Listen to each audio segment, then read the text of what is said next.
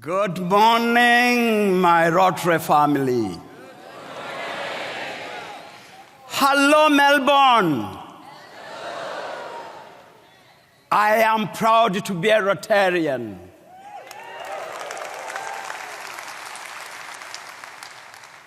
Over the years, Rotary has transformed millions of people around the world.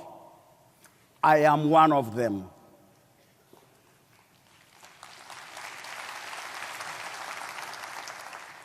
Thank you, President Jennifer Jones, for giving me an opportunity to share my story.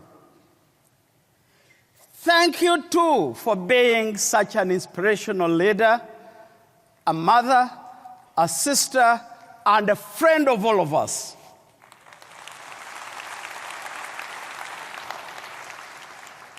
I am a Ugandan born in 1962. Both my parents were illiterate village peasants. My father worked as a laborer at a tea estate, while my mother worked as a domestic servant to church missionaries. I was the last child after 3 girls. Looking for an opportunity, my father moved to Kampala City, where he got a better job as a construction site porter. In 1966, he went to work and never returned. It is believed that he was shot dead during the Uganda military conflict under dictator Idi Amin. My mother could not afford to keep the 4 of us in our tree-shed school and grass-thatched school. In 1969, she removed my 3 sisters from school to concentrate on me. I spent much of my childhood doing odd jobs, such as selling roasted corn by the roadside. My evenings and weekends were spent herding goats and guarding them against hyenas. Meanwhile, my sisters were caught up in extreme poverty. The oldest got pregnant at age 15. She carried the pregnancy to term, but there was no money to take her to the nearest birth attendant. She bled to death. Unfortunately, my other 2 sisters later died of HIV/AIDS. They all died for me so that I could get a basic education. I lived a lonely life with my mother in our grass-thatched hut. But the long hours of work paid off when I excelled in my primary living examinations. Unfortunately, we could not afford secondary school education. We gave up until my first Rotary moment set in. I was picked by Good Samaritans, including a Rotary member who helped me to study and eventually graduated from Makerere University, one of Africa's leading universities and home to our Rotary Peace Center. Thank you. Sadly, my mother soon died of cancer.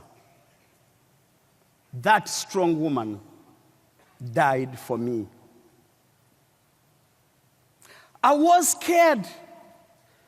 I was frightened that I'll be the last person and next to die in my family. Luckily, I got a wife who became the rock of my love and mother to our children.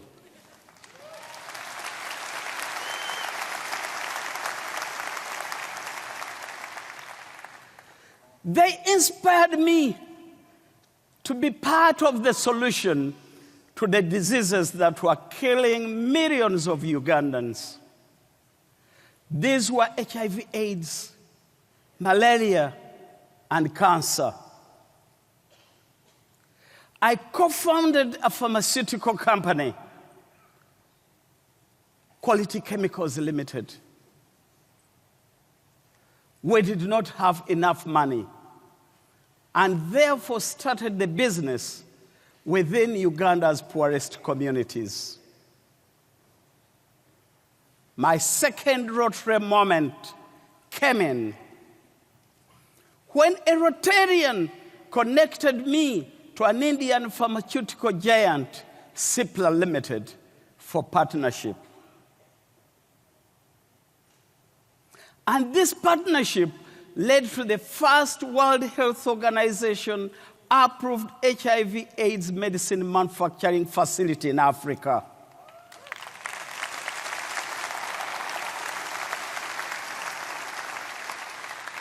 This business has grown and continues to manufacture HIV/AIDS and malaria medicines. And we're about to begin manufacturing new drugs to treat cancer.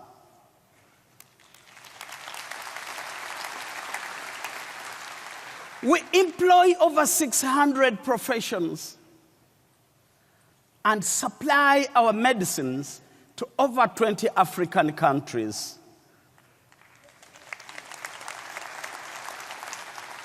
About 2 million people in Africa are surviving because of the HIV/AIDS medicine manufactured by this village young boy, Emmanuel.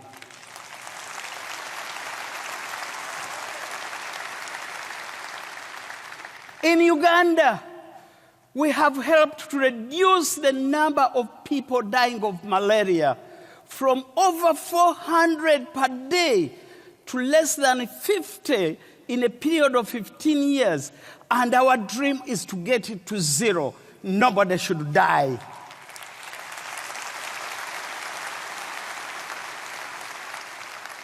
Friends, these achievements earned me an induction into the 2013 Ernst & Young World Entrepreneur of the Year Hall of Fame.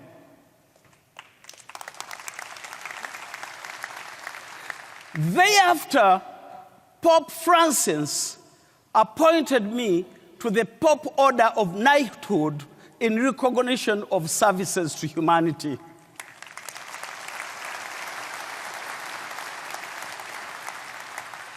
I am not sure how my past takes credit for joining Rotary.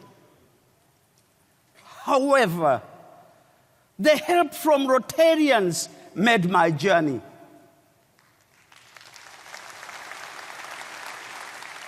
One writer said, "The most beautiful people are those who have known defeat, suffering, struggle, loss, and have found their way out of the depth."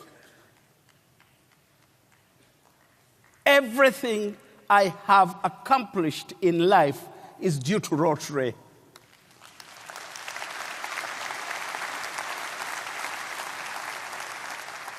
Thank you, Rotary, for pulling me and millions of others from grass to grace.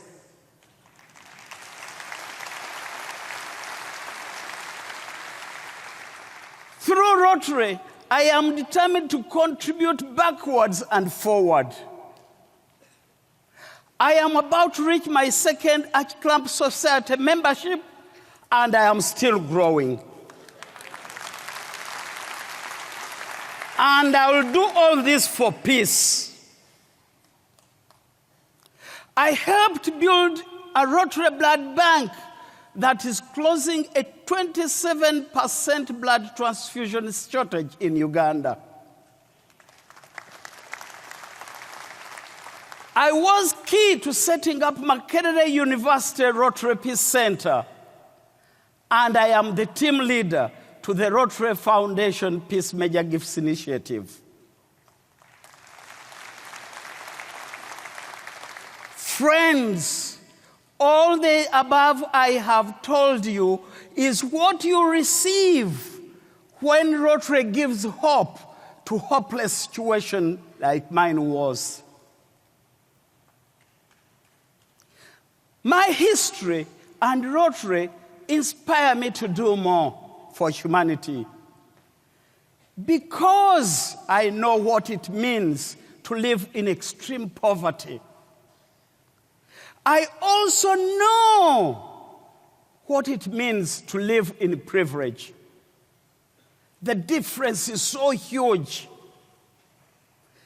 Friends, it is our responsibility to bridge this gap.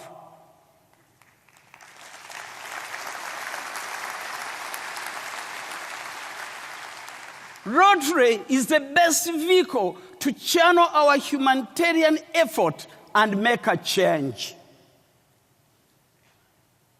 Friends, as we leave Melbourne, let us all go out and inspire humanity. Let us continue imagining Rotary, and as we do so, for sure we'll create hope in the world.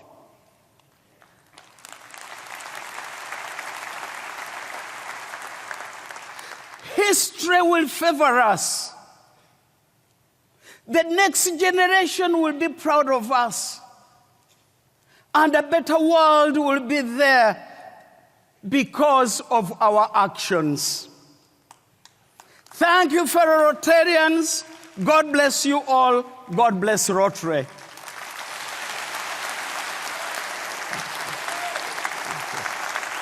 Thank you. Thank you.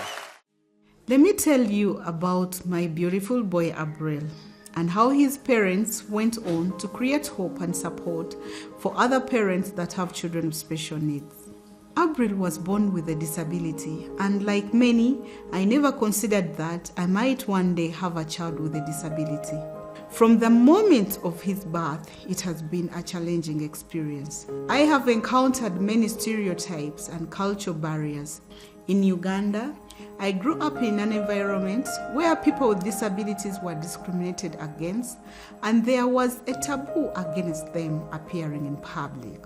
Like many parents of special needs children, I experienced panic and anger. Attending social events was difficult. Rediscovering who I was and how I could resume my life again was not easy. But over time, those feelings were overcome by love, care, resilience, and patience. Once I reached that point of awareness, I set out to use my experience to help others. Armed with information and determination, I founded Angel Center for Children with Special Needs in Wakiso, Uganda. Our vision is to create a society which integrates children with special needs that fully realize their potential. Our mission is to be the voice by breaking the silence and fear of disability in communities through increasing access to information and service delivery. Since 2012, we have supported over 150 children and 200 vulnerable families of children with intellectual disabilities, including Down syndrome, cerebral palsy, and autism. Our center hosts the early learning for children with special needs to equip them with basic literacy skills, interpersonal skills, as well as speech and language. We have advanced the rights of young people with intellectual disabilities by collaborating with potential employers to assist them in securing employment with equal and fair opportunities. The Parent Support Initiative is among the resources available to help caregivers I know from my personal experience that caregivers need support through counseling, respite care, and connecting them to livelihood opportunities. We need to give disability a human face, so the value and dignity that exists within these beautiful, unique children is seen and embraced by society. To my beautiful boy, you have been our greatest teacher in the family. We affirm our love for you. We shall stand by and defend you from all forms of exclusion to live a productive and happy life.